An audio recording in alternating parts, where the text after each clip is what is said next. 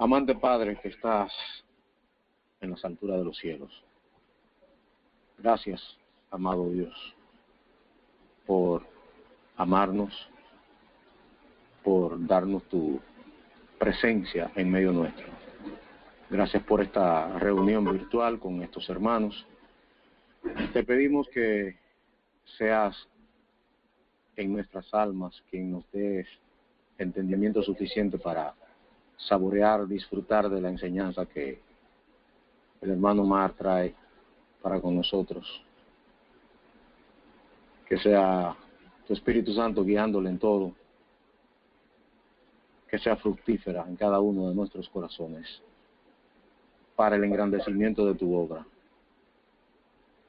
para edificación de tu cuerpo aquí en la tierra, que es tu iglesia. Oramos por los ausentes en este momento y te pedimos que a todo el pueblo tuyo, en cualquier lugar de la tierra, sea protegido por ti, oh Padre amado. Gracias por todo, te pedimos esto en el nombre de Cristo Jesús, nuestro Señor. Amén. Mis estimados hermanos, les voy a pedir de favor que mantengan de momento sus micrófonos apagados. Reinaldo, por favor, tú que estás firmado también como administrador, si me puedes ayudar a mantener los micrófonos apagados, claro, mientras no haya una pregunta o una observación. Cuenta con ello, hermano. De algún hermano. Y bueno, déjenme presentarme, soy Omar Vázquez, un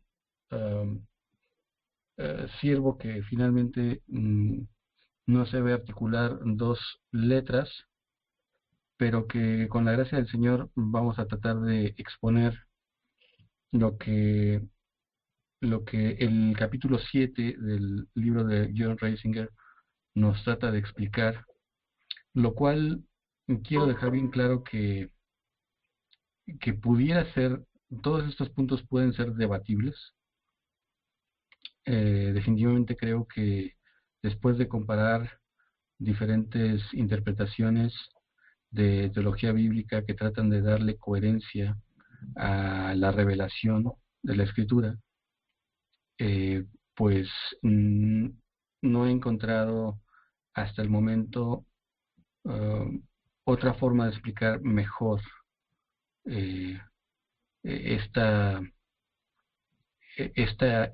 la historia de la revelación, la historia de la redención, la cual debemos encontrar la manera en la cual todo tenga coherencia y no haya un solo ápice de contradicción. Basándonos también en que la Escritura se interpreta a sí misma y que por lo tanto no se contradice entre ella, y que debemos encontrar la manera de cómo es que el Señor, a través del Santo Espíritu, nos está tratando de guiar para entender estas historias que encontramos de pactos, de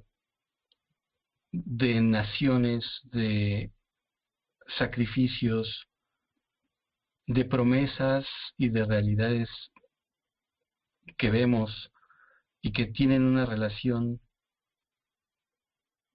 pero no poder, el no entender estas relaciones nos pueden llevar a grandes problemas.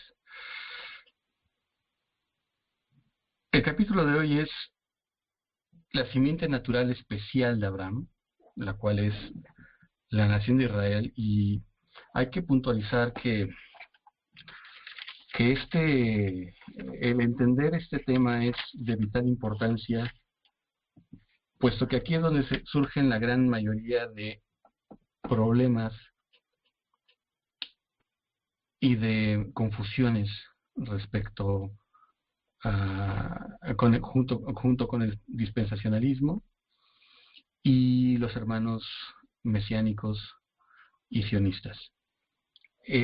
Vale la pena entenderlo, tratarlo de entender. Voy a tratar de explicar en resumidas cuentas qué es lo que Reisinger explica. Bueno, en cuanto a los puntos, él toca 6 puntos sobresalientes en todo el libro. No creo que debamos de ir leyendo párrafo por párrafo, pero es importante que sí toquemos estos puntos. Dice, en primer lugar, debemos distinguir en nuestro pensamiento y discusión entre la nación de Israel como la simiente natural especial y escogida entre todas las simientes naturales de Abraham y de entre los creyentes verdaderos dentro de esa nación física.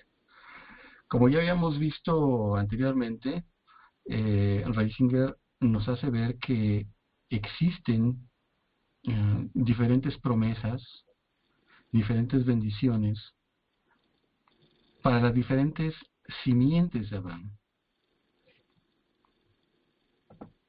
En un primer escenario podríamos tener la simiente natural de Abraham, la cual es tanto Isaac como Ismael, y tanto Esaú como Jacob. De hecho, llama mucho la atención que Ismael mismo recibe directamente de la mano de Dios bendiciones muy parecidas a las que le había prometido a Abraham en términos de prosperidad y de descendencia de reyes. Incluso se dice que 12 reyes, dice la Escritura, saldrán de sus lomos. Después tenemos las simientes natural especial de Abraham, la cual Reisinger pone como ejemplo a Acab y a Roboam, por ejemplo. Vamos a ver un poquito más adelante la relevancia de que Reisinger haya puesto a estas personas como miembros de la simiente natural especial de Israel, que es Israel. Después tenemos la simiente espiritual de Abraham, en la cual es la iglesia. Esto basado precisamente en el capítulo en el versículo de Gálatas, que dice, bueno, si ustedes sois de la fe de Abraham, descendientes, ¿sí? Simiente de Abraham sois. Entonces, por cierto, este capítulo en el libro de Reisinger lo pasa de una manera muy rápida, porque hay un consenso generalizado entre los diferentes teólogos acerca de esta definición. Entonces no hay necesidad de ahondar en ello. Y a nivel humano también Reisinger habla de una simiente natural especial y espiritual de Abraham, en el caso de David y de Moisés. ¿Qué quiere decir esto? Bueno, que si hablamos de simientes como grupos de personas, ¿sí? Como descendencia, un grupo que pertenece a una descendencia de Abraham, pues bueno, tenemos esa simiente natural especial de Abraham, y por otro lado tenemos esa simiente espiritual que son todos los creyentes por fe en las promesas de Dios, incluso antes de la venida de Cristo. David es un claro ejemplo de que él perteneció a ambos grupos y fue tanto miembro del pueblo de Israel como un creyente en las promesas de Dios. En el caso de Acab llama mucho la atención porque si vamos, por ejemplo, a 1 Reyes 16:28, pues vemos que Acab ben Omri hizo lo malo ante los ojos de Yahvé, dice, más que todos los que fueron antes de él. Y luego dice también más adelante, y Acab hizo también un árbol ritual de acera, provocando a ira a Yahvé, Dios de Israel, más que todos los reyes de Israel que habían sido antes de él. La importancia de ver a Acab como un miembro de de la simiente natural especial de Abraham tiene importancia porque sobre todo por esta perspectiva, esta idea de la teología del pacto, de decir que, bueno, el pueblo de Israel fue un pueblo redimido, que estaba bajo bajo un pacto de gracia, y que por lo tanto, pues, todos sus miembros eran salvos, ¿no? Pero lo cierto está en que la Escritura nos muestra vez tras vez que el pueblo de Israel en general fue un pueblo de incrédulos, de gente que se rebeló ante Dios, y que tal es así que Dios mismo a través de sus profetas dice todo el tiempo, dice Isaías, extendí mis manos a un pueblo rebelde y contradictor. Tal vez así que las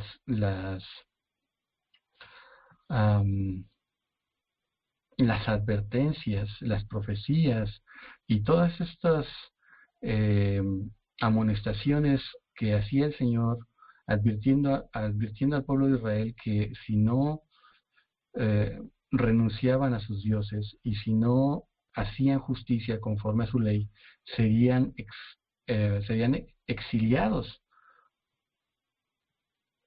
Terminaron siendo todas estas profecías hechas realidad, tanto para el pueblo del norte como para el pueblo del sur. Después vemos que esto nos lleva a reflexionar sobre las condiciones del pacto con Israel, el cual era un pacto condicional. Ya lo hemos visto en ocasiones anteriores, como Éxodo 19:5 claramente pone el sí y el entonces al momento justo de la promulgación del pacto en Sinaí, en el cual dice, ahora pues, si de veras escucháis mi voz y guardáis mi pacto, entonces vosotros seréis objeto de mi predilección entre todos los pueblos, porque mía es toda la tierra. Luego entonces, pues esto es importante resaltarlo, porque si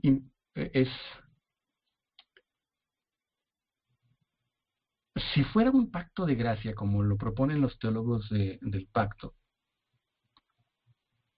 entonces estaríamos diciendo que cuando Dios desechó a su pueblo de Israel, cuando Él les dijo que le iba a dar el reino a personas que dieran los frutos de Él, y cuando lloró Jesús sobre Jerusalén, dice, Jerusalén, Jerusalén, tú que matas a los profetas, y dice, pero ahora tus ojos están vedados. Dice, tu casa te es dejada, ¿no? Entonces, si Dios se aparta de Israel,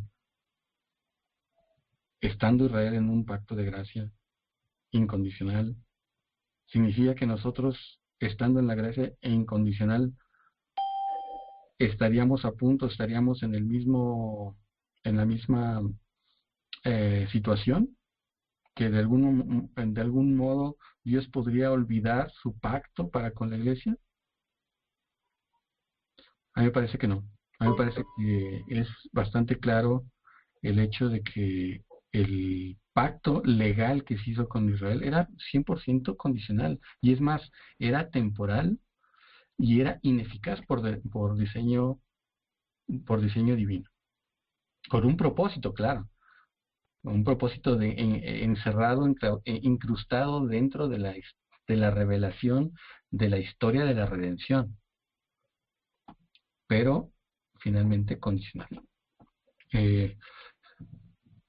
Usualmente, sobre todo también yéndonos al otro lado, del lado de la teología dispensacionalista, muchos teólogos hacen referencia, por ejemplo, a Jeremías 31, del 35 al 36, para afirmar que la naturaleza del pacto con Israel era incondicional, ¿no? Porque dice, así dice Yahvé, que estableció el sol para alumbrar el día y las leyes de la luna y las estrellas para alumbrar de noche, que aterroriza al mar y se ponen en consternación las olas.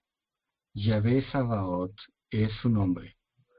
Si estas leyes se apartaran delante de mí, dice Yahvé, entonces también faltará la descendencia de Israel, para no ser nación delante de mí eternamente. Y tal pareciera como si esto fuera una clara afirmación de que la nación de Israel es algo permanente, incondicional, eh, y, y que Dios no va a faltar a a esa, a esa promesa. Bueno, lo cierto está en que Dios por sí mismo nunca va a faltar a su palabra. Pero la parte condicional, ¿sí?, de la ejecución de la obediencia de Israel, esa sí es condicional. Sin embargo, el contexto de Jeremías 31 me llama la atención porque um,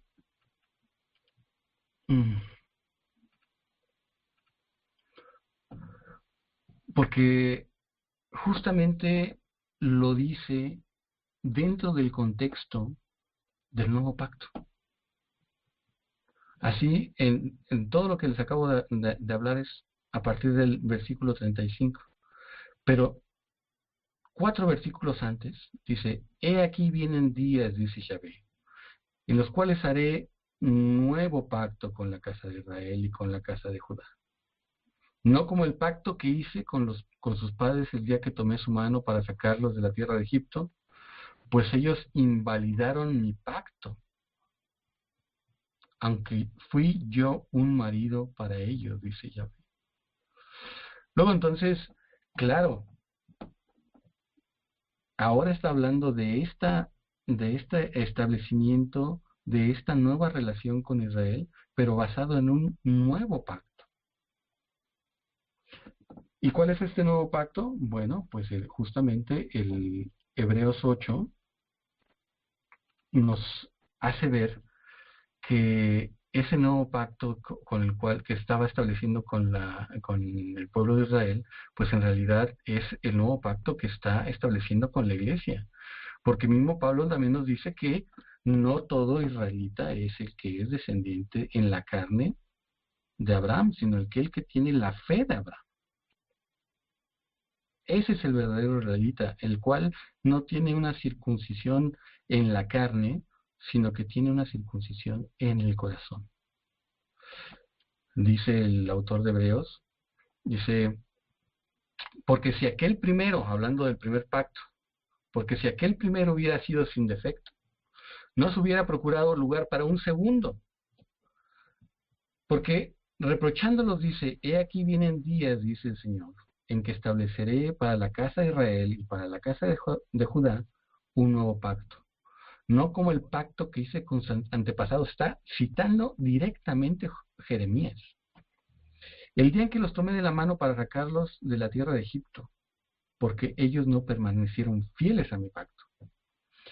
Y yo me desentendí de ellos, dice el Señor. Por lo cual, este es el pacto que haré con la casa del Señor. Después de aquellos días, dice el Señor, pondré mis leyes en su mente y las escribiré en su corazón. Y les seré por Dios y ellos me serán por pueblo. Y ninguno enseñará a su conciudadano, ni ninguno a su hermano diciendo: conoce al Señor, porque todos me conocerán, desde el menor hasta el mayor de ellos, porque seré propicio a sus iniquidades y nunca jamás me acordaré de sus pecados. Y al decir nuevo, el nuevo pacto, ha declarado anticuado al primero, por lo que es anticuado y va caducando y está próximo a desaparecer. Disculpen que si estoy leyendo la segunda edición y cambia un poco con la tercera que ustedes tienen en sus manos. Entonces, pues me parece entonces que la Escritura señala claramente que el pacto con Israel era claramente condicional, y si hay un pacto incondicional, lo hace en el pacto de gracia en el nuevo pacto. Después, otro punto que toca Ratzinger es el siguiente. Debemos distinguir y mantener la distinción entre las bendiciones físicas prometidas y gozadas por toda la nación de Israel y las bendiciones espirituales prometidas a cada individuo de la nación, pero solo gozadas por aquellos que tuvieron la fe de Abraham.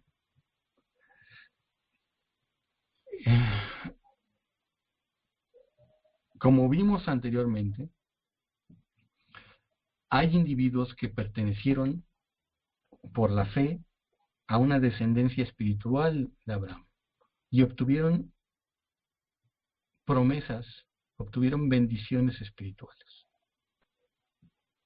Pero también parte de esas personas que creyeron ya pertenecían al pueblo de Israel, a la descendencia natural especial de Abraham, y por lo tanto también recibieron bendiciones que estaban destinadas al pueblo de Israel. Por ejemplo, la simiente natural, ¿qué tipo de bendición tenía? Bueno, pues tenía una bendición material y dominio humano. Por ejemplo, los reyes. La bendición de la simiente natural, no la especial, la natural, tal como, por ejemplo, como Ismael. Habla la Escritura: en cuanto a Ismael te he oído, he aquí y lo bendeciré y lo haré fecundo, bendición material, y lo multiplicaré en gran manera. Engendrará 12 príncipes y haré de él una gran nación. Es curioso que justamente unos 10 versículos antes, Dios está dándole la promesa a Abraham, y es una promesa muy parecida a esta, sumamente parecida. Ahora, también tenemos las promesas a la simiente natural especial, la cual ya incluían también ahora la posesión de la tierra. Dice: la tierra que di a Abraham y a Isaac, te la doy a ti, hablándole a Jacob. También a tu simiente después daré la tierra. Entonces ahí se va perfilando ya desde Jacob como padre de las 12 tribus, esta bendición especial de la tierra. Pero ¿cuáles son las bendiciones de la simiente espiritual? Dice, por tanto, dice Hebreos 4, 6 al 11, dice: por tanto, puesto que falta que algunos entren en él, está hablando del reposo de Dios, y los que antes oyeron las buenas nuevas no entraron a causa de su desobediencia, de nuevo fija un día, hoy, diciendo por medio de David, después de tanto tiempo, como queda dicho antes: hoy, si oís su voz, no endurezcáis vuestros corazones. Porque si Josué, fíjense, está haciendo referencia a la tierra prometida, porque si Josué los hubiera hecho reposar, no hablaría después de estas cosas acerca de otro día. Queda, por tanto, un reposo sabático para el pueblo de Dios. Porque el que entró en su reposo, también él reposó de sus obras, como Dios de las suyas. Procuremos pues entrar a aquel reposo, para que ninguno caiga en el mismo ejemplo de desobediencia. Luego entonces, el reposo espiritual que tenemos es nuestro descanso de tratar de buscar la justificación delante de Dios a través de nuestras propias obras y reposar finalmente en el Mesías. Y esta tierra que nos es prometida es una nueva Jerusalén. Ya no tiene que ver nada con obtener una parcela en la tierra de Palestina. En cuestión de los puntos sobresalientes, debemos decir que no debemos mezclar las promesas y bendiciones de la simiente natural y de la simiente espiritual. Lo más importante es poseer la fe de Abraham. No importa si esta fue antes o después de Abraham. El libro de los Hebreos nos dice que Abel por la fe ofreció un mejor sacrificio que Caín. Y Mateo, nuestro Señor en Mateo, claramente nos hace ver que, déjenme apago esto,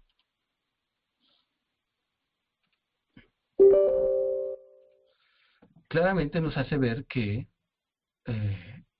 que Abel fue llamado el primer justo.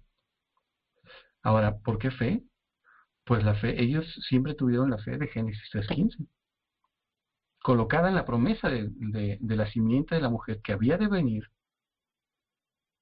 y aplastar la cabeza de la serpiente, destruir todas las obras del diablo, para poder así ser librados de las consecuencias del pecado. Seguramente ellos no tenían la idea de que ni siquiera les había pasado por la cabeza el hecho de entender o de pensar que se llamaría Jesús de Nazaret. Pero ellos tenían la fe en esa promesa. Moisés, el mismo mediador del antiguo pacto, según Hebreos, y me llama mucho la atención aquí, a ver si puedo abrir este vínculo, dice: por fe Moisés, ya grande, rehusó ser llamado hijo de la hija de Faraón, escogiendo antes padecer aflicción con el pueblo de Dios, que tener el gozo temporal del pecado, considerando mayor las riquezas del vituperio del Mesías que los tesoros de Egipto, porque tenía la mirada puesta en el galardón. Por la fe dejó Egipto, no temiendo la ira del rey, y se sostuvo como viendo al invisible. Por la fe celebró la Pascua y el rocimiento de la sangre, para que el que destruía a los primogénitos no los tocara a ellos. Por la fe cruzaron el mar Rojo como por tierra seca, e intentándolo los egipcios fueron sumergidos. Es de llamar la atención que justamente el mediador del antiguo pacto, pues finalmente fue un héroe de la fe, por fe, aceptando y teniendo por mayores riquezas el vituperio del Mesías. Bien.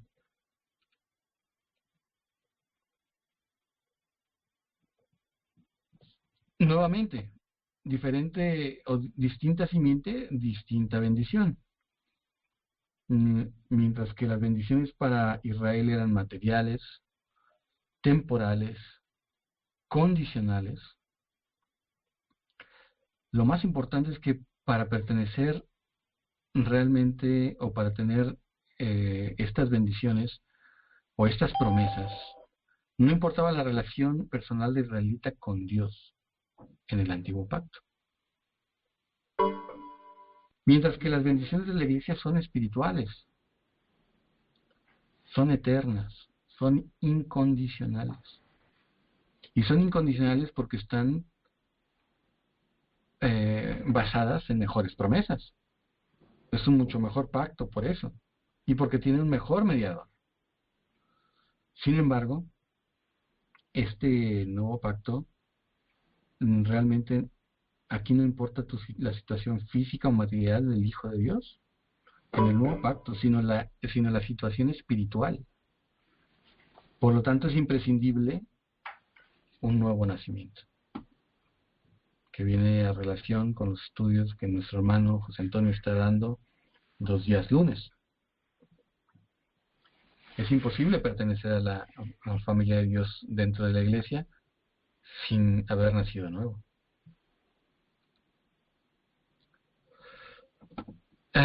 Bueno, pero ¿a qué nos orilla un mal entendimiento de las bendiciones que corresponden a la iglesia de Israel? Bueno, pues tenemos una cantidad increíble de predicadores del Evangelio de la Prosperidad,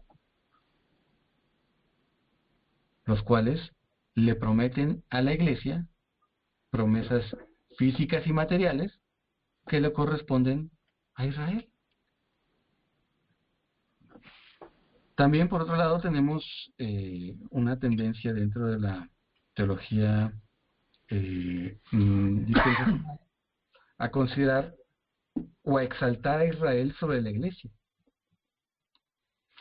la cual, pero claramente Gálatas 3:17 nos dice que en realidad Israel es el paréntesis. Vamos a ver Gálatas 3:17.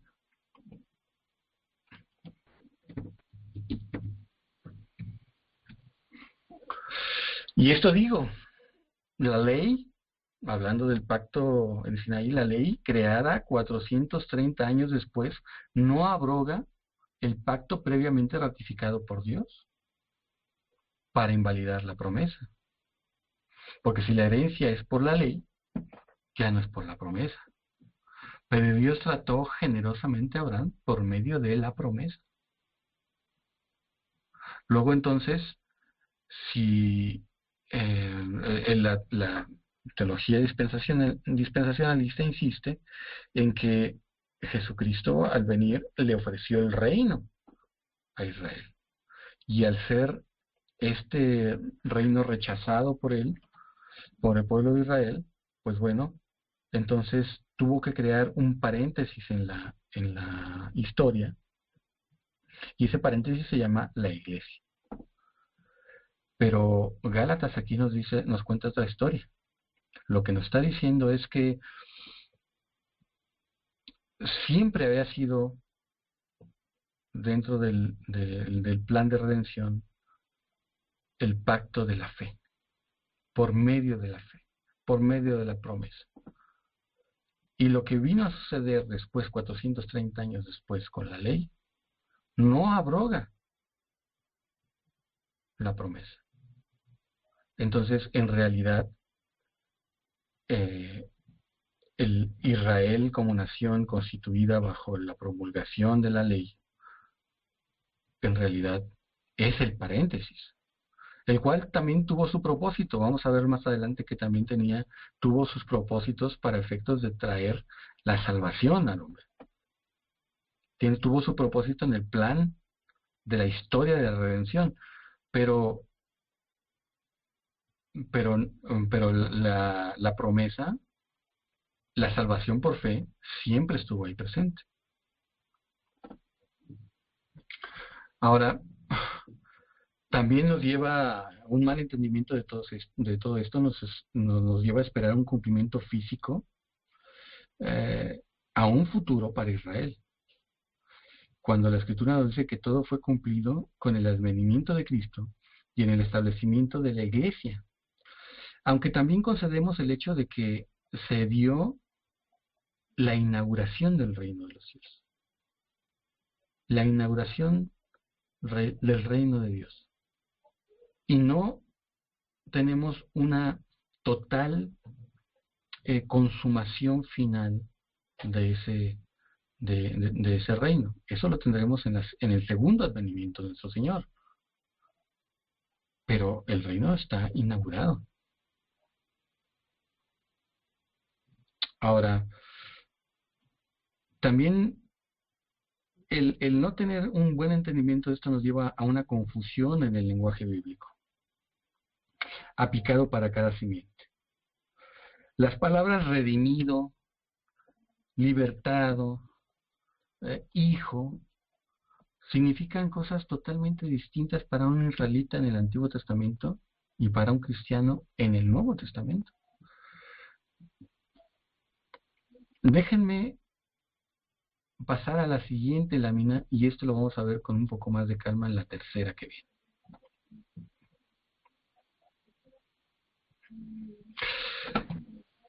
Que viene en relación con lo que nos explica Reisinger en el tercer punto.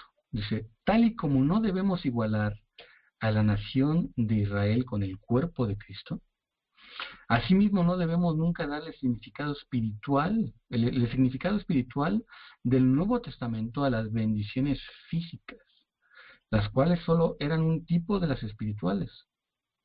y que fueron experimentadas por cada persona que nació en la nación de Israel. La teología del pacto comúnmente suele darle una connotación espiritual a los términos redención, liberación, adopción,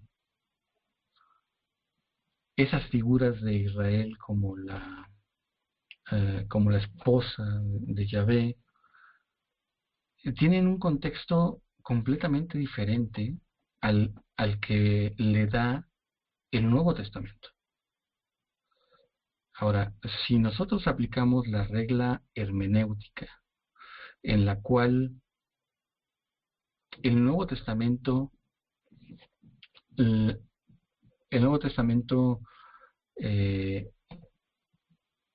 le da luz o nos da luz para entender lo que debemos entender del antiguo y no al revés.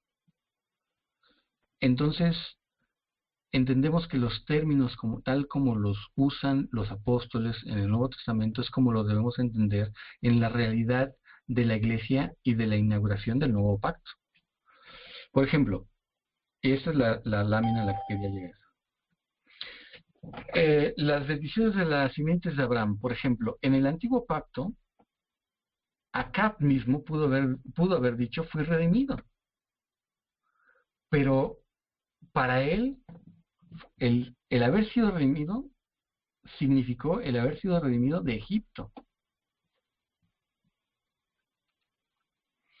Mientras que para un miembro del Nuevo Pacto, por ejemplo para Cornelio, siendo un gentil que fue adoptado a la familia de Dios a través de la fe, pues el ser redimido es de la esclavitud de la carne, del diablo y del pecado, lo cual tiene una connotación completamente diferente y espiritual. ¿Qué se necesitaba para ser miembro de Israel en el Antiguo Pacto? Pues ser israelita de nacimiento, ser descendiente directo de Abraham. Mientras que por otro lado, para el Nuevo Pacto se necesitaba ser israelita de corazón. Justo lo que nos estaba explicando Pablo es que se requería una circuncisión del corazón. Ya no era la circuncisión de la carne, era la circuncisión del corazón. Ahora, como hemos visto antes, pues David perteneció a ambos grupos. Ahora, como cuarto punto de 6, debemos ver exactamente cuál fue el propósito de Dios al poner a los hijos de Jacob como una nación especial y única bajo el pacto legal de obras en el monte Sinaí. Sin duda tuvo un propósito. El haber creado una nación tenía su propósito dentro del plan de redención. ¿Cuáles son esos propósitos? ¿Cuáles son esos objetivos? Bueno, David H. Gay, que les recomiendo muchísimo este libro, se llama Christ is All. Por cierto, en Kindle lo pueden comprar por 98 centavos de dólar. Habla de algo muy interesante. Dice, Israel fue constituido como nación, es decir, como pueblo, mediante el pacto legal en Sinaí. Concretamente, Deuteronomio 4, del 5 al 8, explica esto. Dice, vosotros, dice, mirad, os he enseñado estatutos y decretos, conforme me enseñó Yahvé mi Dios, para que hagáis así en medio de la tierra donde vais a entrar para poseerla. Observadlos y practicarlos, pues constituye vuestra sabiduría y vuestro entendimiento a la vista de las naciones, las cuales tendrían tendrán noticia de todos estos estatutos y dirán, en verdad esta gran nación es un pueblo sabio y entendido. Pues ¿qué nación hay tan grande que tenga dioses tan cercanos así, como lo está Yahvé nuestro Dios, siempre que nosotros lo invoquemos? Sin duda la ley como tal fue dada única y exclusivamente a Israel. No podemos decir que haya otra nación que haya tenido los mandamientos de Yahvé. En ese sentido, Israel, en efecto, tuvo esta gracia delante de Dios. Sin duda es importante hacer notar que el hecho que Dios haya tenido un acercamiento con Israel, que les haya dado su ley y que les haya dado algún tipo de salida, como pudieron ser en su momento los sacrificios, para tener una comunión constante con el Dios de Israel y gozar de sus bendiciones en la tierra prometida, sin duda son actos de gracia delante de parte de Dios para con Israel. Pero eso no quiere decir que el pacto constituido en Sinaí fuera un pacto de gracia. Son cosas totalmente diferentes. Y respecto a que ninguna otra nación nunca tuvo jamás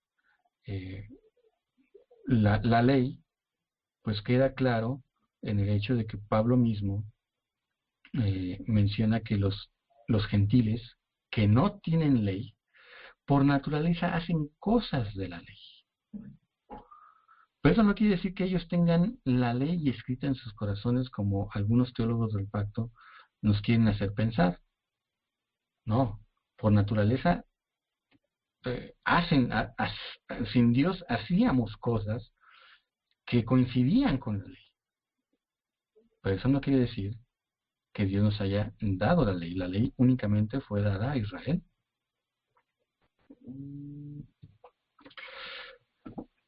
En términos de la historia de la redención, la ley fue dada para regir la vida nacional de Israel en su orden judicial y civil.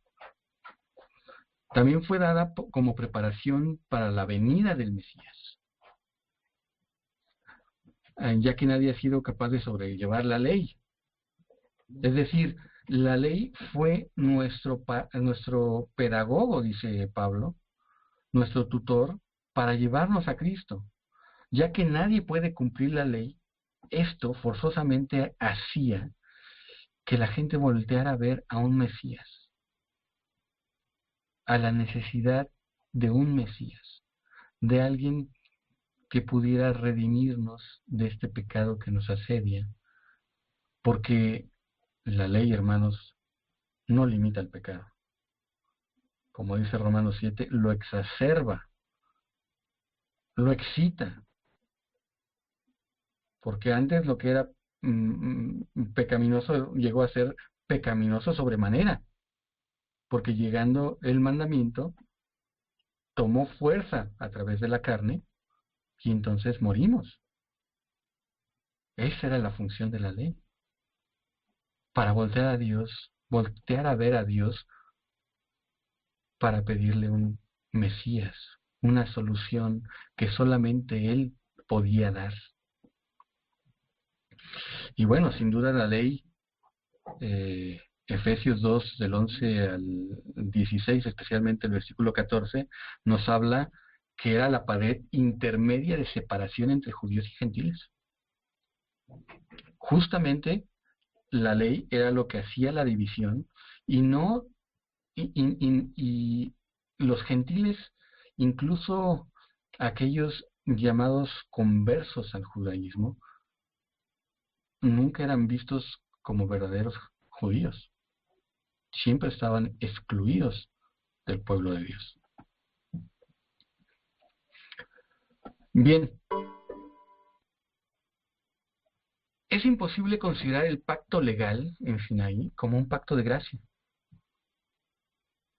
Romanos 11 del 5 al 6 nos deja claro que los salvos de entre Israel son un remanente elegido por gracia. Si hubo alguien salvo del pueblo de Israel, fue un remanente elegido por gracia. Por otro lado, Romanos 10, del 4 al 13, y Gálatas 3, del 11 al 14, contrastan ambos pactos en su forma de justificar al hombre. Vamos a ver Gálatas 3, del 11 al 14.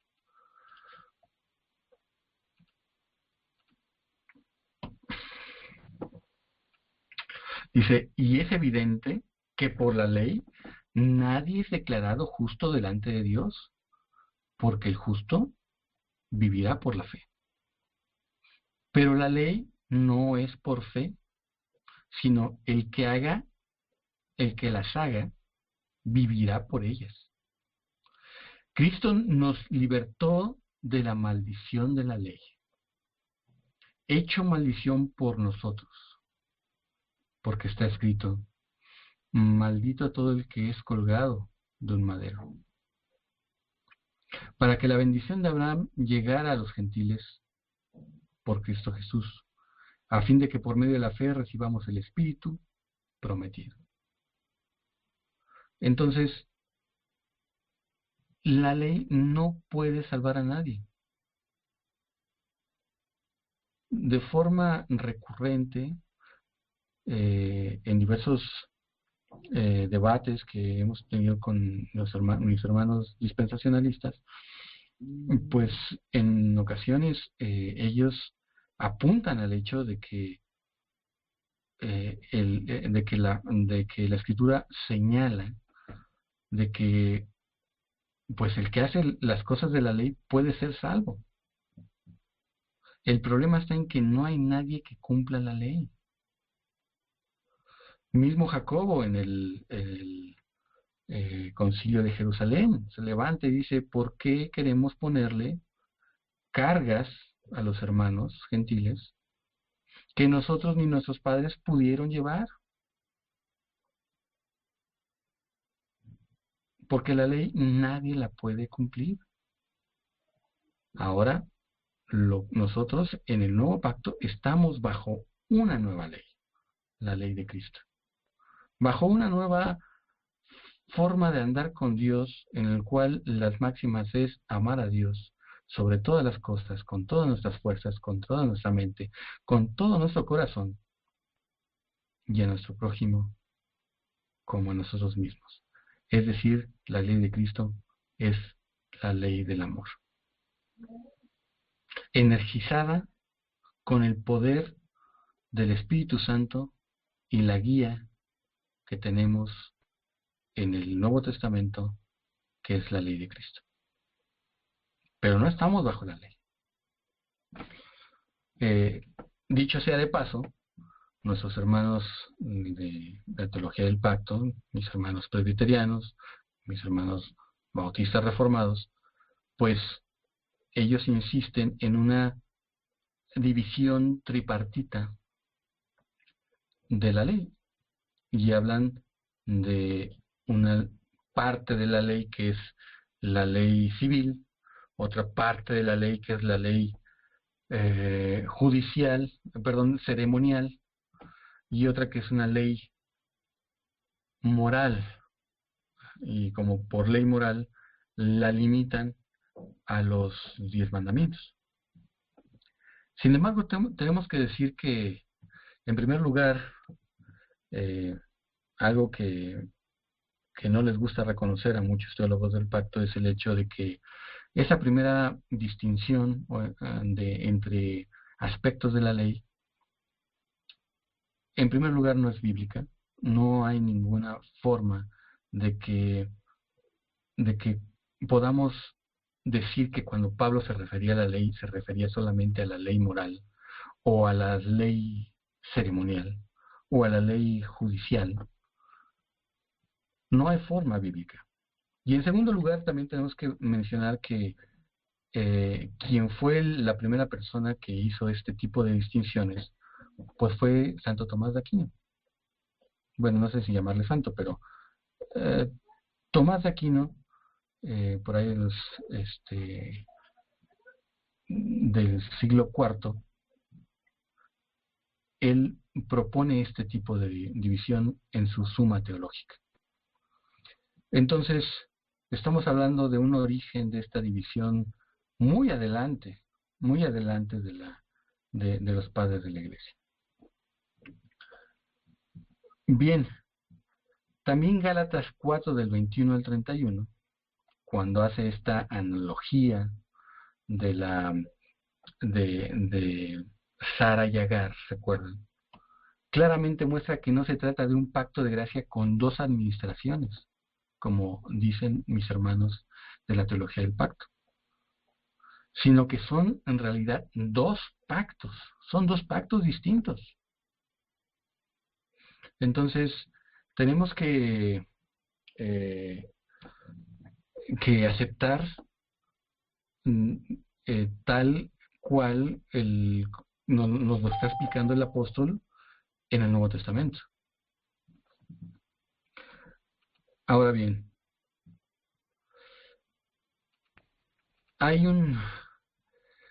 mis hermanos puritanos del siglo XVI y XVII hicieron un señalamiento muy importante en el cual estamos de acuerdo. Dice, la ley es la sierva del Evangelio. Y me parece que es correcto. Está acorde con lo que Pablo nos señala de la ley como ese pedagogo, que una vez que ya ha cumplido su misión, ya no tiene razón de ser y es echado fuera.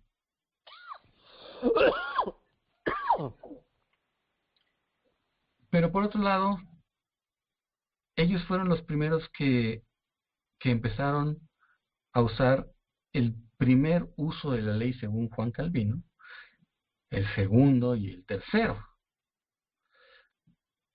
Pero nos llama la atención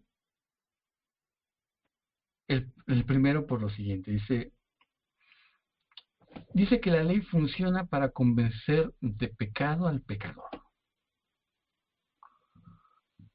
E incluso ellos, en muchas ocasiones he escuchado que para poder hablarle el Evangelio a cualquier persona, primero tiene que pasar por un entendimiento de la ley de Dios para que ellos puedan entender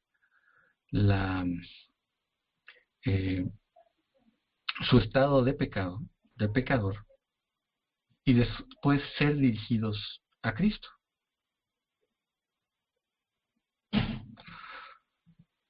Pero lo raro es que después que esa persona, ese pecador, se convierte, hacen uso del tercer uso de la ley que le da Juan Calvino, que dice que es la regla de santificación para el creyente. De hecho, ellos son los primeros en decir que Moisés te lleva a Cristo, pero que luego Cristo te lleva otra vez a Moisés. En cuanto al primer punto, me llama mucho la atención y quiero que ustedes mediten en ello, es que cuando Pablo, en todos los casos, en el libro de Hechos, cuando Pablo le habla a cualquier gentil inconverso, nunca usa la ley. ¿Por qué? Porque justamente en Romano nos dice que los gentiles no tienen ley. Entonces Israel fue el único pueblo que estuvo bajo la ley. ¿Cómo les va a hablar de la ley si ellos no tienen ley? Pero lo incongruente de esto es que primero eh, eh, lo llevan a Cristo, al pecador, y una vez estando en Cristo, otra vez lo vuelven a llevar a la ley, como un medio de perfeccionamiento.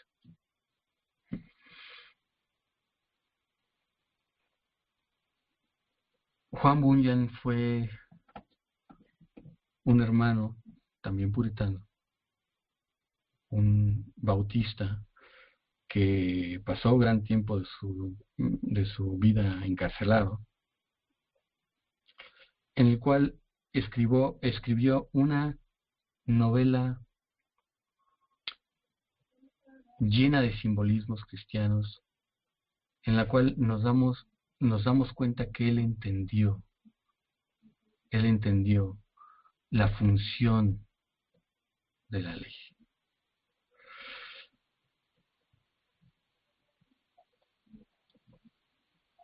Y este es un cuadro que presenta justamente lo que él trata de escribir.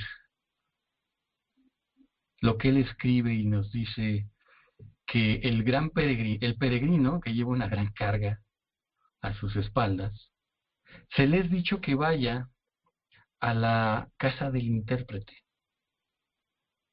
porque ahí encontrará grandes verdades que le harán ir por el camino correcto de salvación. Bueno, lo primero que ve cuando entra en ese cuarto, bueno, en esa casa del intérprete, es un cuadro de un hombre con un gran libro de oro. Y él le pregunta, ¿quién es él? Dice, él es Pablo.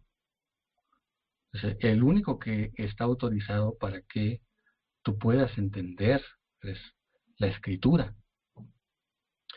Harás muy bien, dice, en hacerle caso. Pues aunque tengas muchos maestros, tendrás muy pocos padres en Cristo. Acto seguido lo lleva a un cuarto lleno de polvo. Y está una persona con una escoba barriendo, pero entre más barre, más se levanta el polvo, de tal manera que asfixia el ambiente.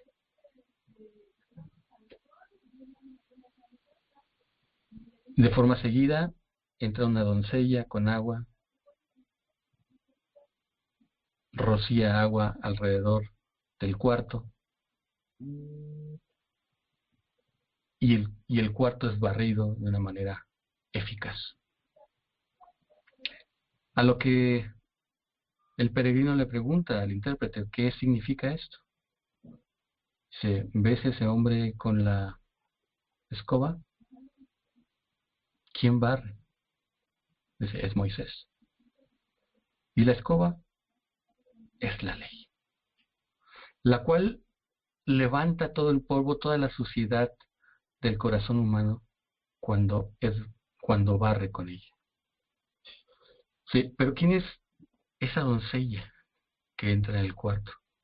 Dice, es el Espíritu Santo. Y la agua que rocía es el Evangelio, con la cual realmente el cuarto es limpio, es limpiado y barrido perfectamente. ¿Cuál es el resultado? Pues el corazón que es finalmente limpiado por el Evangelio. Pero entonces mis hermanos reformados dicen, Moisés te guía a Cristo. Es como si... Y después dicen, y Cristo te regresa de nuevo a Moisés. Entonces es como darle otra vez la escoba a Moisés.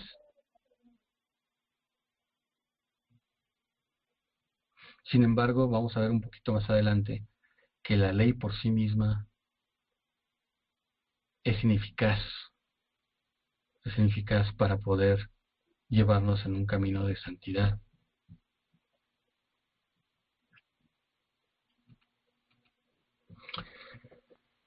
En realidad, ¿qué fuerza tenía la ley de Moisés para ser más o mejor aceptados delante de Dios? Bueno, la respuesta es ninguna. Pablo cataloga la ley como el ministerio de muerte en 2 Corintios 3. Y que la ley, en vez de inhibir al pecado, exacerba y excita el pecado en Romanos 7. El autor del libro de los Hebreos dice algo que nos deja perplejos y nos dice que la ley nada perfeccionó. En otras palabras, es como si tuviéramos un carro que no incluye baterías. Sí, tenemos el regalo, pero no se mueve. No tenemos el poder para moverlo. Sabemos que la ley es buena y es justa, pero el hombre no tiene el poder en su interior para poderla aplicar. Pero en cambio, en el nuevo pacto, es otra completamente la historia. Vamos a ver Efesios 3, del 20 al 21, en el cual Pablo claramente nos menciona que y el que puede hacer, hablando de Dios, y el que puede hacer todas las cosas mucho más abundantemente y más allá de lo que pedimos o entendemos, según el poder que actúa en nosotros, a Él sea la gloria en la Iglesia y en Cristo, por todas las generaciones y por todas las edades, por los siglos. Amén. En el nuevo pacto Dios nos ha prometido poner su espíritu delante de nosotros y junto con su espíritu sus leyes y el poder en el nuevo hombre para poder vencer al pecado, para ser realmente librados del pecado, librados del diablo, librados de la carne y, dicho sea de paso, librados de la ley. Porque la ley no es parte de la solución. La ley por sí misma es parte del problema. Por eso Pablo dice que no podemos volver a estar bajo ese yugo de esclavitud. ¿Sí? Y que el creyente ya no está bajo la ley, sino bajo la gracia. No podemos hacer una división donde la Biblia no lo hace. Y la ley es la ley es una unidad.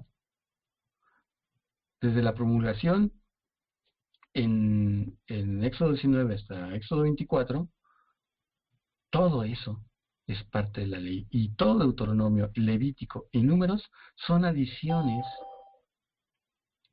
y son especificaciones cada vez más concretas de lo que la ley en sí misma comprende. Y es una unidad, no la podemos dividir. Y que, por cierto, vamos a tener próximamente un estudio justo sobre la ley de Cristo, en el cual se van a tocar todos estos puntos. Finalmente, tenemos un quinto punto que dice que debemos ver que el fundamento del pacto sobre el cual la existencia y la esperanza de bendición de la nación de Israel fueron constituidas o construidas, no es el mismo fundamento de pacto sobre el cual la iglesia es construida. Son bases diferentes.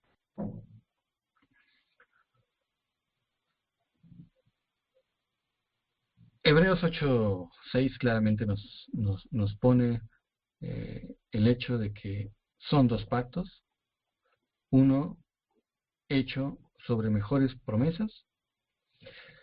Y bueno, resumiendo todo lo que hemos estado viendo, pues, y mucho también de lo que explica el libro de Hebreos, podemos ver que el antiguo pacto era un pacto legal, las promesas eran terrenales y condicionales. La base era construida sobre una obediencia perfecta, porque el que haga estas cosas vivirá por ellas, dice Pablo. El sacerdocio era levita, fue promulgado en Sinaí, y según Pablo en Gálatas 4 dice que da hijos para esclavitud. Mientras que las bendiciones y señales eran sombra y tipo de lo que vendría a ser el nuevo pacto. Por el nuevo pacto tenemos un pacto de gracia, completamente de gracia. Promesas celestiales y eternas, que su base es construida sobre una elección de gracia soberana. El sacerdocio de nuestro Señor es de acuerdo a un orden superior, ¿sí? Y tan es superior que el mismo Leví, estando en los lomos de su padre, Abraham, le pagó tributos. Fue promulgado ya no en Sinaí, sino en la Nueva Jerusalén, que da hijos libres. Y las bendiciones y señales son y apuntan a las realidades eternas.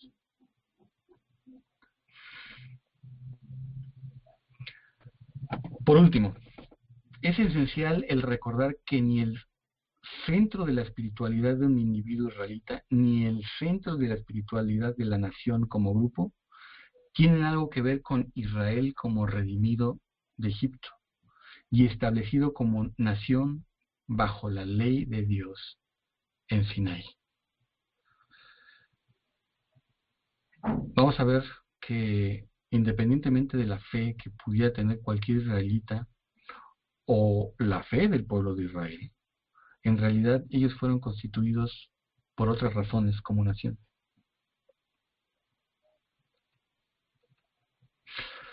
Israel fue redimido de Egipto y establecido como nación con dos principales propósitos.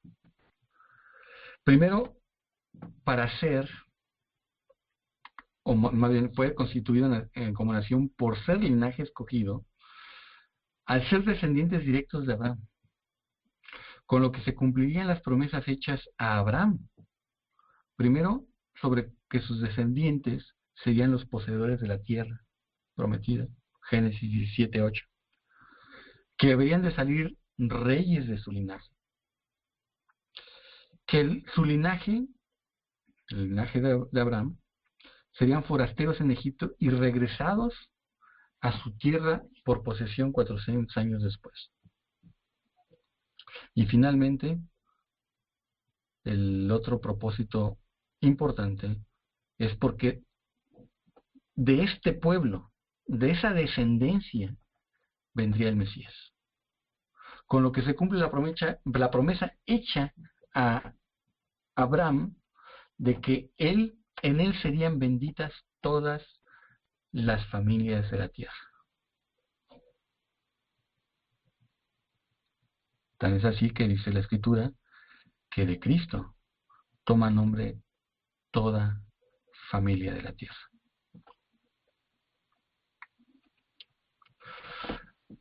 Bien, solamente para terminar, me gustaría decirles que, y es como cierra Reisinger su capítulo, dice, por tanto, es una imposibilidad lógica pensar en, por ejemplo, un teólogo del pacto dispensacionalista, que ha habido intentos de querer conciliar, pero es irreconciliable el poder tener una teología que sustenta principios mutuamente excluyentes.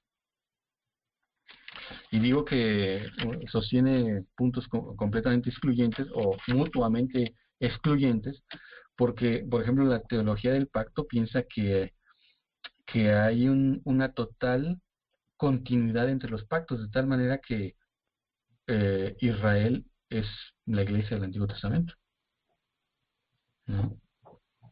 Y que las señales del pacto del Antiguo Testamento pasan directamente al Nuevo, y por eso es que mis hermanos presbiterianos pues bautizan niños como si fuera una señal del pacto en la circuncisión, y ahora el bautismo en el nuevo pacto es el bautismo.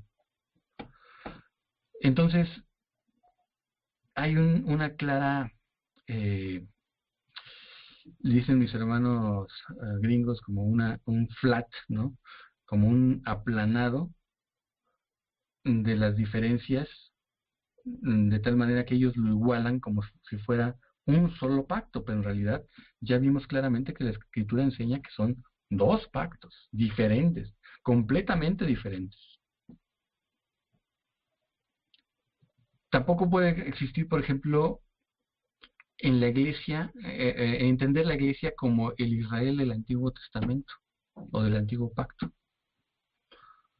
Es imposible porque están basados en diferentes promesas y en diferentes condiciones de pacto, diferentes mediadores, diferente sacerdocio. Y dicho sea de paso, un mandamiento no hace una ley. Es decir, una ley en realidad es un conjunto de normas, de mandamientos y de preceptos que en su totalidad hacen una ley. Podemos conceder que 9 de los 10 mandamientos son ratificados y es más, llevados a un nivel mucho más elevado en la ley de Cristo con nuestro Señor en su promulgación del Sermón del Monte. Pero el hecho de que coincidan ciertos puntos no quiere decir que está repitiendo la misma ley. ¿Por qué? Porque un mandamiento por sí solo no hace una ley, sino que el conjunto de mandamientos es lo que constituye a una ley. Y bueno, ya hemos revisado con anterioridad el hecho o la aseveración, la afirmación que hace la teología dispensacionalista en que la Iglesia es o que fue un paréntesis en el plan de redención. Mis hermanos, creo que me llevé ya un buen tiempo, les pido una disculpa por ello. En realidad me gustaría escuchar sus opiniones y sus comentarios. Les agradezco muchísimo que me hayan soportado en estos momentos. Gracias.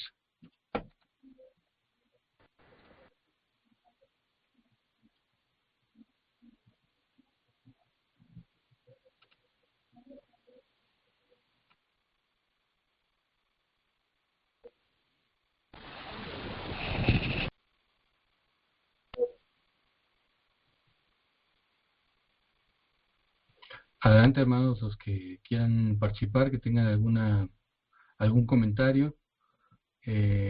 Seguramente también estaremos generando el video de esta sesión para que tengan también las imágenes y el archivo como tal de PowerPoint o en PDF se les puedo hacer llegar.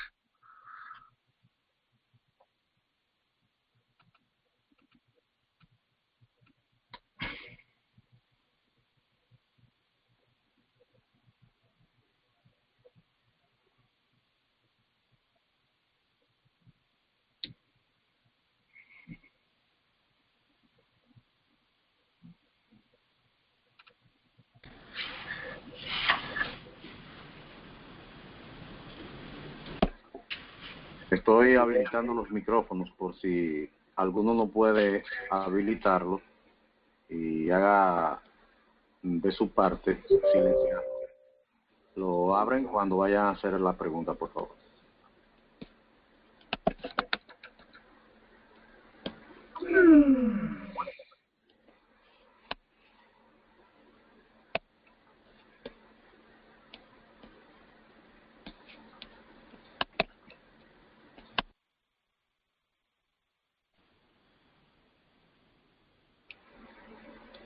Parece ser que nadie puede habilitar su micrófono.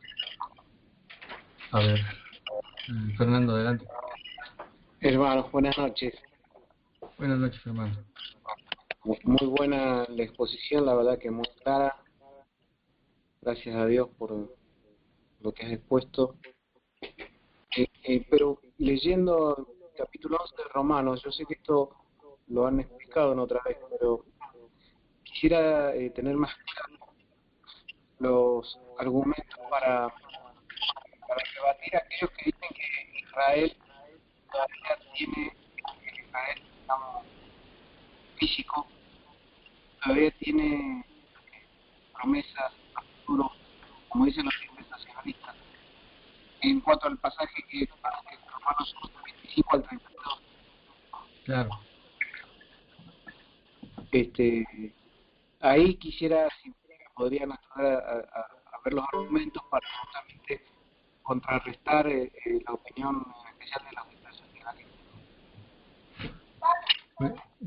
Pues mira, mi hermano, ¿sí me escuchas? ¿Me escuchan bien todos? Sí, sí, Omar. Pues mira, mi Sí, te hermano, escuchas bien, hermano. vamos a ver Romanos 11. Romanos 11, que habla del remanente de Israel. En realidad, hermano, creo que darte una explicación con el detalle que merece. Creo que valdría más la pena pasarte las clases sobre Romanos 11 que nuestro hermano José Antonio Septién hizo favor de grabar, porque es una explicación bastante extensa y detallada sobre un análisis exegético de Romanos 11. Pero creo que en primer lugar tendríamos que apuntar primero desde un principio a Romanos 11 del 5 al 6, en el cual dice que existe un remanente escogido por gracia, por gracia. Y si es por gracias, ya no es por obras. Entonces, en primer lugar, si lo que trata de explicar el apóstol Pablo es que justamente trata de rebatir o de poner en claro el pensamiento que había en muchos hermanos gentiles que pensaban que Israel, como cualquier descendiente de Abraham, natural de Abraham, ya estaba fuera del favor de Dios. Habían rechazado al Mesías y por lo tanto ya no tenían ningún favor de Dios. Pero Pablo mismo dice, bueno, es que yo mismo soy israelita, ¿no? Yo mismo soy de la hebreo de hebreos, ¿no? Entonces, él mismo se pone como ejemplo de que Dios no ha rechazado a su pueblo y que lo está incluyendo dentro del plan de redención a través de la gracia. Siempre va a haber un remanente que va a aceptar este, este, este evangelio de gracia. Ahora bien, otro versículo que es clave en todo esto es este versículo. Déjame, te lo encuentro, donde dice, y de esta manera,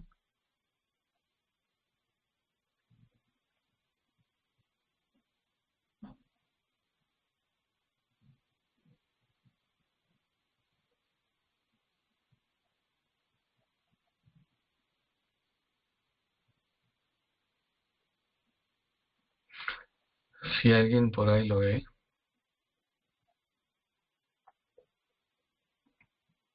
cuando habla sobre justamente la plenitud de los gentiles. La versión segunda edición de la Biblia textual todavía dice hasta que entre la plenitud de los gentiles, y dice luego, como dicen algunas otras versiones en español, luego todo Israel será salvo. Pero la versión tercera edición de la Biblia textual lo explica de una manera mucho mejor. Dice, y de esta manera, todo Israel será salvo. Es decir, traduce de forma mucho más fiel el griego, dando a entender que así como más atrás los gentiles son injertados en el buen olivo, y que esta obra de redención entre los gentiles provoca a celos a Israel. Y al ver las bendiciones del pueblo de los gentiles, Israel regresa aceptando el Evangelio, y de esa manera son injertados nuevamente en el buen olivo. De esa manera, cuando toda la plenitud de los gentiles sea salvo, no debemos entenderlo esto como cuando llegue un momento en la historia en la cual todos los gentiles, hasta el último gentil, sea salvo, luego entonces Israel será salvo. No, sino que así como todos los gentiles están siendo alcanzados, y a través de este llenar de celos, ¿sí?, provocar a celos al pueblo de Israel, de esta manera, y así todo Israel será salvo. En otras palabras, lo que está diciendo Pablo es que durante todo esta era de la iglesia es la era de salvación también de Israel, porque siempre va a haber un remanente que crea al evangelio de la fe.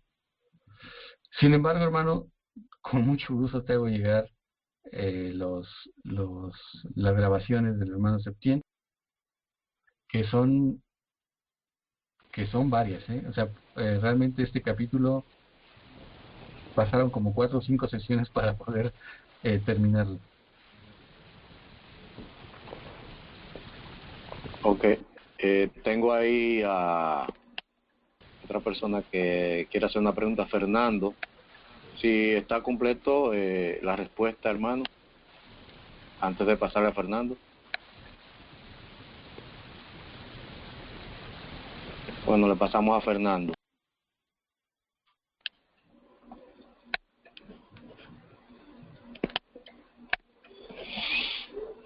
Adelante.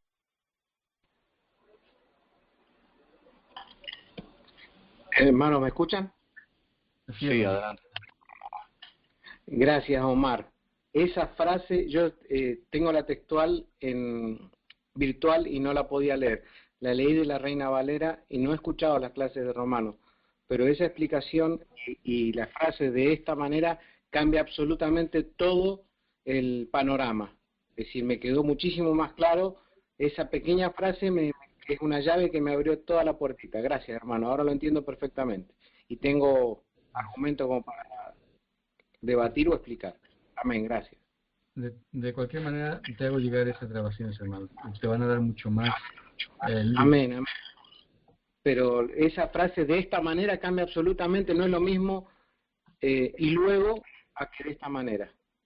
Claro, Cambia la frase luego da la sensación de un espacio de tiempo.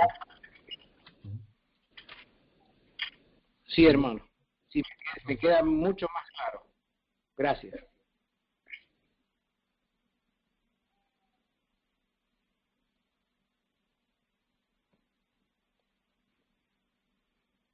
De hecho, la Biblia textual tercera edición dice, y así todo Israel será salvo. La tercera edición. Y sí, la versión en inglés, la English Standard Version, así como la nueva versión internacional, siguen este mismo línea de pensamiento. Amén, Omar. No, sí, lo entendí perfectamente. Gracias. Para servir también.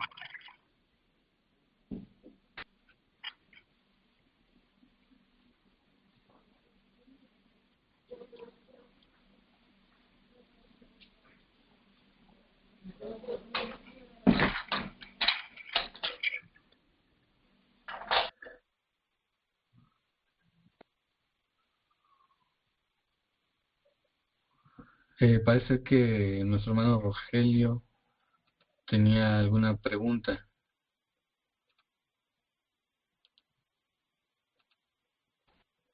Adelante, hermano.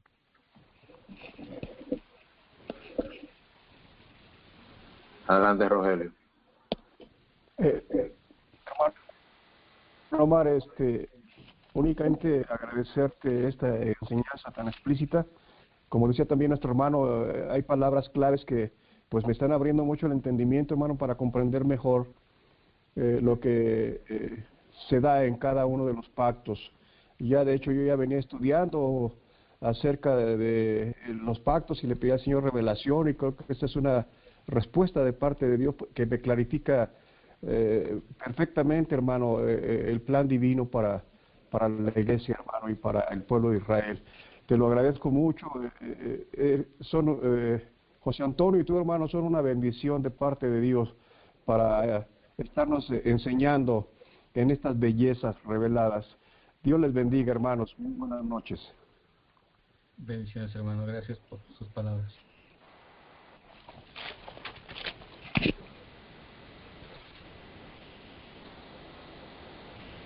Mi hermano César, veo que escribió aquí justamente algo acorde con lo del estudio. No sé si quieras compartir con nosotros algunas palabras, mi hermano.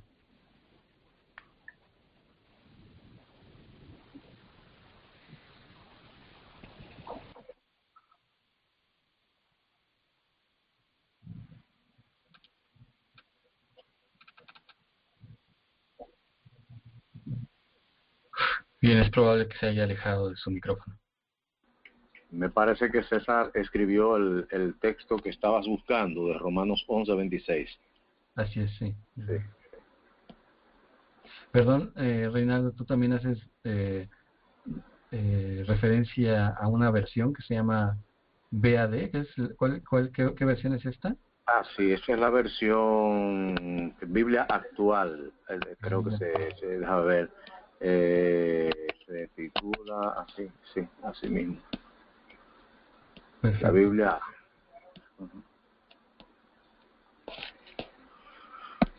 De hecho, déjame ver si es posible. Biblia al día. Biblia al día. Biblia al día. Sí. Okay.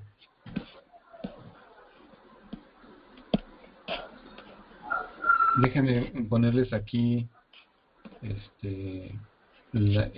compartirles pantalla sobre las diferentes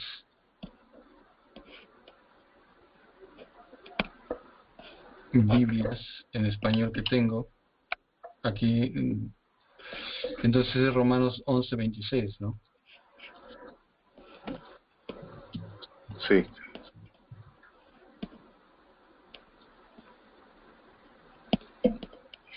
Lo cual dice, por ejemplo, la Reina Valera actualizada coincide con la textual que dice, y así todo Israel será salvo. Yes. La nueva versión internacional, igual que la versión actual, dice, de esta manera todo Israel será salvo. La Biblia de las Américas traduce igual que la tercera edición, que dice, y así, dando a entender, y así de esa manera.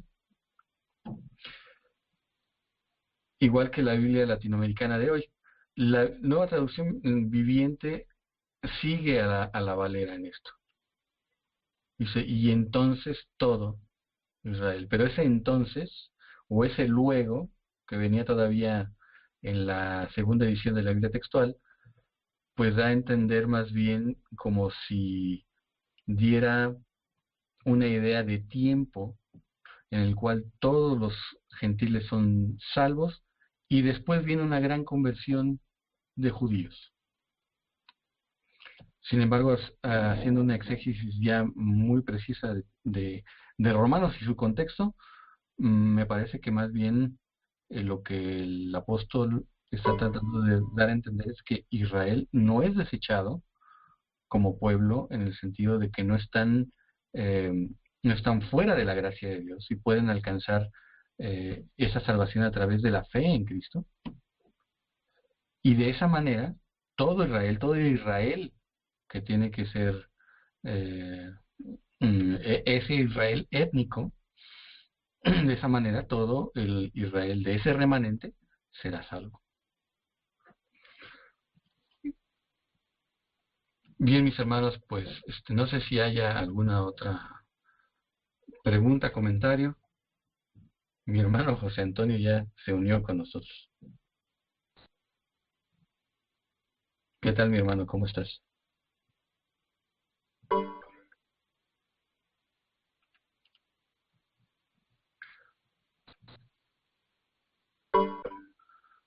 Hola, ¿qué tal, mi hermano?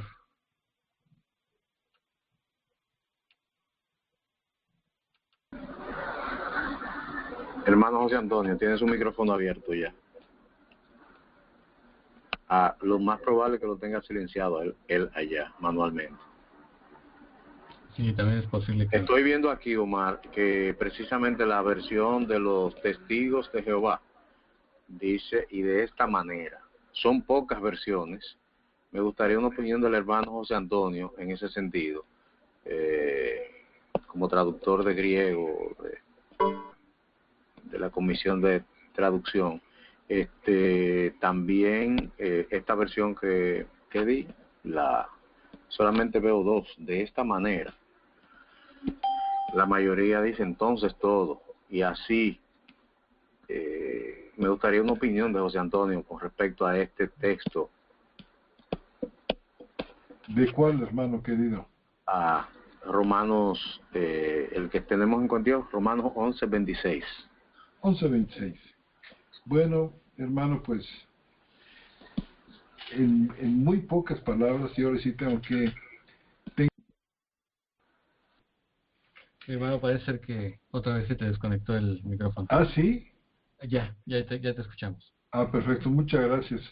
Bueno, tengo que entrenarme a responder breve, porque normalmente, como decimos aquí en México, me cuelgo con las respuestas. Hermano, normalmente los dispensacionalistas que quieren ver en estos versículos 26, en particular el 26, quieren ver una especie como de renacimiento de la nación de Israel al fin de los tiempos, después de que el último de los gentiles sea salvo. Lamentablemente, tal parece que se desconectan de todo el contexto del que Pablo ha venido hablando desde el comienzo del capítulo 9. Los capítulos 9, 10 y 11 son una unidad. Y a menos que nosotros tengamos claramente en mente los detalles de la argumentación de Pablo con respecto a cómo se salvan los judíos y quiénes son realmente los judíos que se salvan, creo yo que podemos nosotros decir, y cada quien puede decir lo que se le antoje. Cuando dice, y así todo Israel será salvo, ese y así se refiere a la manera en la que Pablo ha venido anunciando desde el capítulo 9 cómo es que se salvan los judíos. Es decir, no son, como dice Romanos capítulo 9, versículo 6, no que la palabra de Dios haya fallado, porque no todos los descendientes de Israel son Israel, ni porque son descendencia de Abraham son todos hijos, sino en Isaac te será llamada descendencia, es decir, no son los hijos de la carne los que son hijos de Dios, sino los que son hijos de la promesa son considerados como descendencia. Estos hijos, según la promesa, son, como más adelante en este mismo pasaje va a llamar Pablo en el capítulo 10, versículos 5 y 6, su remanente, el resto. Es decir, aquel grupo de israelitas dentro del Israel general que han sido llamados de acuerdo a la elección de gracia, de acuerdo a la promesa. Estos son los que se salvan.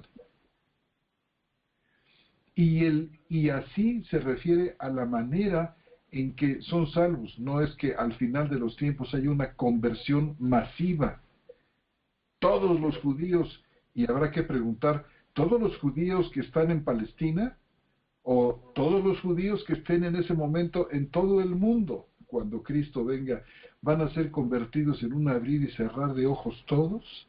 Independientemente de la manera como Pablo, con tal paciencia y tal detalle nos ha venido explicando que la salvación es por fe. ¿Será que de repente Dios olvida todo y todos los judíos en todas partes se salvan de buenas a primeras? No es esto lo que el pasaje está diciendo. Y cuando dice, y así, todo Israel será salvo, ese todo Israel es el todo que ha venido explicando el apóstol Pablo.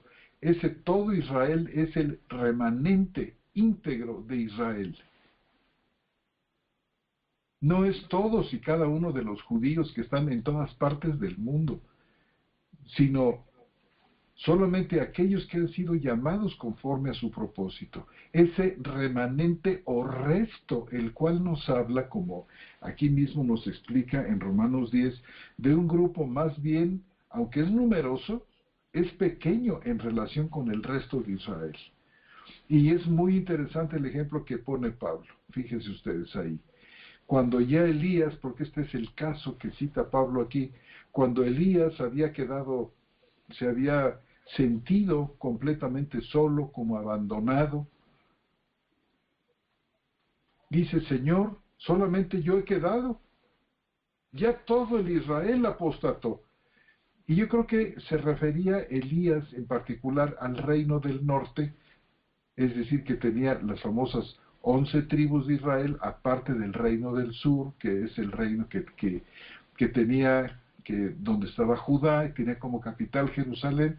Yo creo que se refiere Elías a todo ese gran conglomerado, ciertamente, que fue llamado reino del norte y que tenía como capital Samaria. Dice, solamente yo he quedado, todo mundo ha apostatado, todo el mundo se ha ido tras los Baales y tras los ídolos.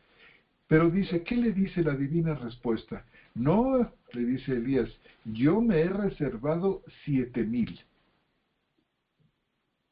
7,000 dice aquí, escogidos por gracia.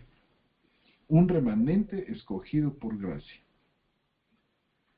Y fíjense ustedes, si fuera realmente dejado esto al libre albedrío humano, quizás, no sé, nunca podría haber fijado una cifra como esta, tan exacta, 7,000, además que lleva el signo divino de la obra de Dios, del propósito tan claro y tan definido de Dios. Dios se ha reservado 7,000. Bueno, y dice, así ahora, en este tiempo, dice el apóstol, en este tiempo ha quedado un remanente escogido por gracia. O sea, así como Dios salvó al Israel y tuvo un remanente Dios en los días de Elías y por supuesto antes de Elías también, así hasta el día de hoy sigue habiendo un remanente, sigue habiendo un pueblo de israelitas escogidos por gracia. Y dice, y este es el todo Israel, este grupo este remanente de todas las épocas. Todo Israel será salvo. Y así, ¿qué quiere decir? Y así, ¿cómo? Por la fe en Cristo Jesús. O sea, no está hablando aquí de una conversión masiva, sino de la manera en que Dios va a salvar a todo Israel, como decía mi hermano Omar, de la misma manera que salva a los gentiles y simultáneamente a los gentiles además. Porque no hay un y luego. El y luego como que nos partiría la historia en dos. Primero gentiles y luego judíos, y no hay tal cosa. Al mismo tiempo que se convierten los gentiles, de esta misma manera se convierte todo aquel Israel que es de acuerdo al contexto, el remanente. Hay más que decir, hermano Reinaldo, pero creo yo que esto más o menos da una idea. Muchísimas gracias, mi hermano. Gracias a ti, hermano, por invitarme a participar. Pues hermanos, no sé si alguien tenga alguna otra duda o comentario.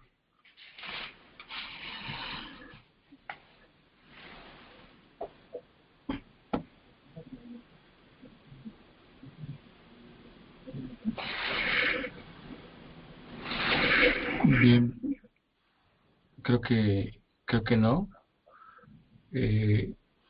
No sé si, mi amado hermano, no sé si nos quieras despedir en oración.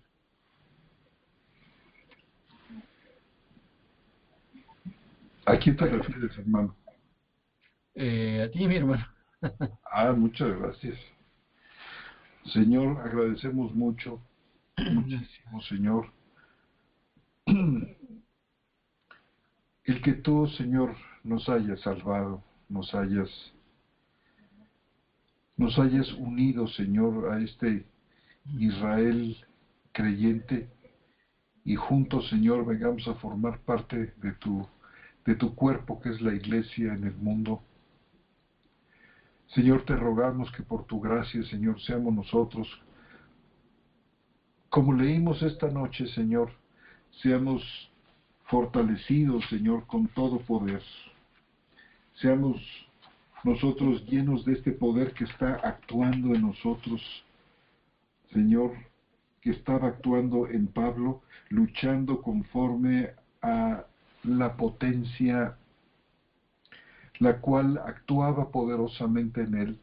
Y Señor, creemos que actúa poderosamente en nosotros, y doblamos nuestra rodilla, Señor, para que nuestro hombre interior sea lleno de este poder, Señor, y podamos nosotros constituirnos así como tus testigos vivos en medio de la nación maligna, de esta nación perversa, de esta generación perversa, Señor,